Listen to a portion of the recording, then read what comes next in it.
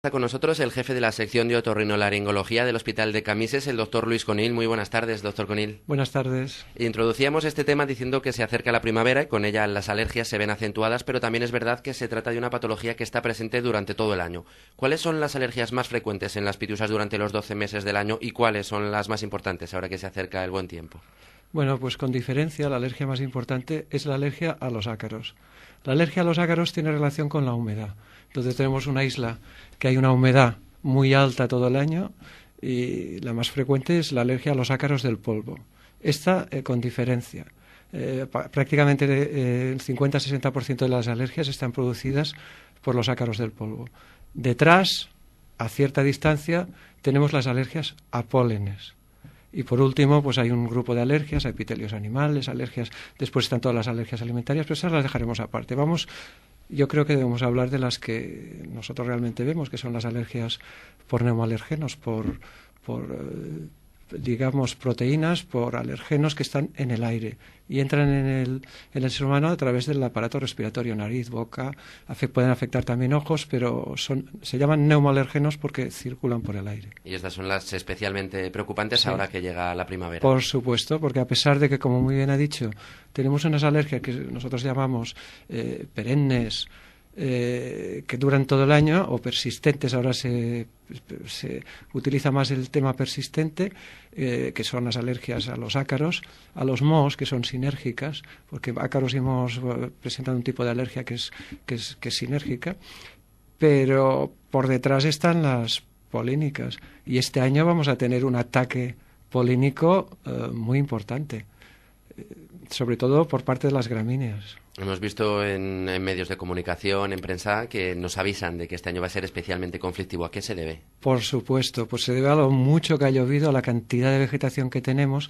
Lo único que tenemos que tener en cuenta es que quizá aquí, a pesar de que va a ser un ataque severo, no va a llegar al punto de la península. Tenemos que tener en cuenta que en la península, en Europa, la alergia más frecuente, por encima de alergias a ácaros y a otros alergenos, es la alergia a las gramíneas. Y además, alergia a las gramíneas tenemos prácticamente en todos los países del mundo.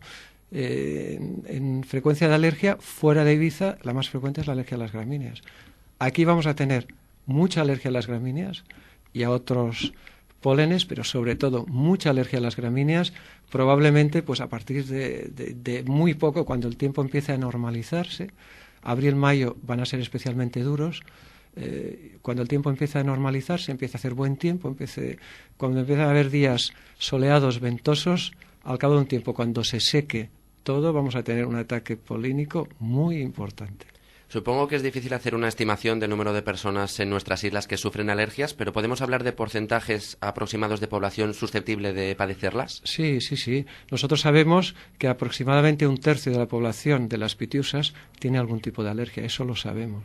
Además, una persona puede desarrollar una alergia en cualquier momento de su vida. Alguien que nunca ha tenido una alergia puede presentársele. Sí, por supuesto. Cuando se presenta con más frecuencia es durante la adolescencia, pero puede presentarse en cualquier época de la vida.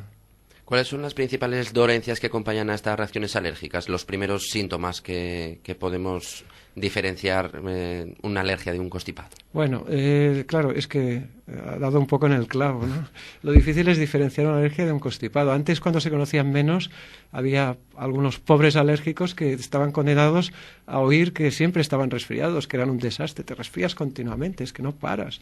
Y no, simplemente era una alergia. Es que la clínica es muy similar. La clínica de la alergia, los síntomas de la rinoconjuntivitis son similares a la del catarro común. Hay una obstrucción nasal, la nariz se tapona, hay picor de nariz, hay secreción, una secreción muy clarita, y hay muchos estornudos. A veces estornudos en salvas que uno no para de estornudar.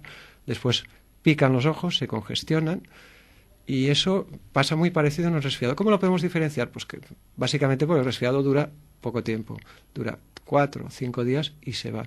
Y después porque con el resfriado solemos tener malestar general, solemos tener artromialgias, dolores de huesos, de músculos, y a veces podemos tener un poco de fiebre, una febrícula, y eso en la alergia no se da. Y bueno, cualquier cuadro que dure más de una semana y continúe en el tiempo y se vaya repitiendo, hay que pensar que puede ser alérgico. ¿Existen factores de riesgo? ¿Hay alguna forma de prevenir las alergias? Bueno, el mayor factor de riesgo que existe es tener padres alérgicos. Si es solo uno de los miembros, un padre o la madre, pues la posibilidad de ser alérgico el hijo dentro, a pesar de que estadísticamente hay un número tiene una serie de posibilidades de ser alérgico, a más, tiene un 30% de posibilidades añadidas de ser alérgico. Y si son los dos, prácticamente le ha tocado la lotería. Le ha tocado la lotería. Sí. Tiene mucho que ver entonces el factor hay de un la factor herencia genético. De todas maneras, como la alergia es una enfermedad inmunológica, lo que hay una serie de factores exógenos medioambientales que son lo realmente importantes y son los que nos han llevado a tener una incidencia tan alta de alergia. Yo cuando empecé con el tema de la alergia se decía pues que aproximadamente un 20 o un 25% de la población, tengo libros que así lo dicen, que era alérgica. Actualmente por encima de un 35% tiene algún tipo de alergia, o sea que lo que he dicho, una tercera parte de la población, y aquí en Ibiza lo hemos comprobado, aproximadamente una tercera parte de la población tiene alergia.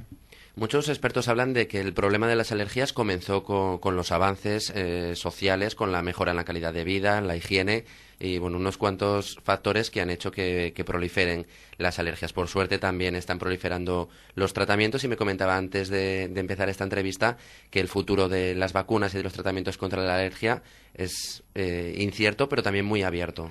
Es muy abierto y tiene que ser abierto porque las alergias van a seguir aumentando, porque los factores que las provocan también cada vez están más acentuados en nuestra sociedad. Como muy bien ha dicho, influye mucho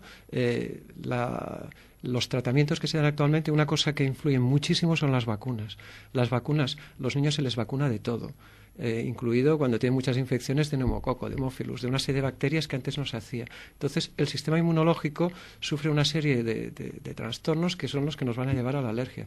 Se dan tratamientos precozmente. Las infecciones, ante cualquier infección incipiente, se dan antibióticos, se dan sobre todo antibióticos. Entonces, nuestro sistema inmunológico está realmente atrofiado.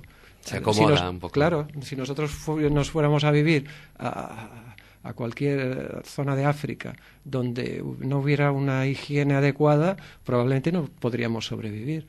Eso es lo que pasa. Ellos sí, ellos tienen un sistema inmunológico potente y además no tienen alergias. Tocábamos el tema de las vacunas. ¿Por dónde van actualmente los tratamientos para alérgicos? Bueno, hay un tratamiento sintomático, como todo. Es como si uno tiene dolor de cabeza y se toma una aspirina. Tenemos antihistamínicos, tenemos una serie de gotas de cortisona, de antihistamínicos, para que no les pique tanto la nariz ni los ojos. Tenemos una serie de medicamentos. A los asmáticos podemos darle broncodilatadores, podemos darle cortisona directamente en el bronquio. Y son tratamientos muy eficaces. ¿Qué pasa? Que ningún paciente quiere estar toda la vida medicándose. Todos los alérgicos piden curarse. Actualmente las vacunas son eficaces, pero tienen una eficacia limitada. Aproximadamente, con un buen diagnóstico, la eficacia de la vacuna está alrededor de un 70%. Pero, ¿qué ventaja tiene la vacuna? Pues que conseguimos curar al paciente.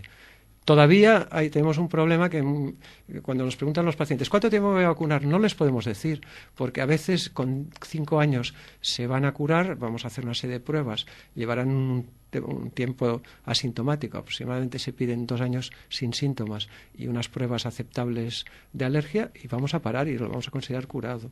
Pero muchos necesitan mucho más tiempo. No hay una regla fija del tiempo que se va a tomar la vacuna. Pero vaya, actualmente tenemos las vacunas que tenemos. Esperanzas. Todas. Actualmente se está trabajando en una serie de vacunas totalmente diferentes a las actuales. O sea, no se va a dar una vacuna al ácaro, que el ácaro tiene varios componentes, sino se va a dar una vacuna a una determinada proteína. Y eso es muy importante porque hay alergias cruzadas, sabemos que hay una serie de proteínas que producen alergia y que están en pólenes, en alimentos, y a veces es imposible dar una vacuna eficaz para todo. Llegará un momento que se dará una vacuna que tendrá una eficacia superior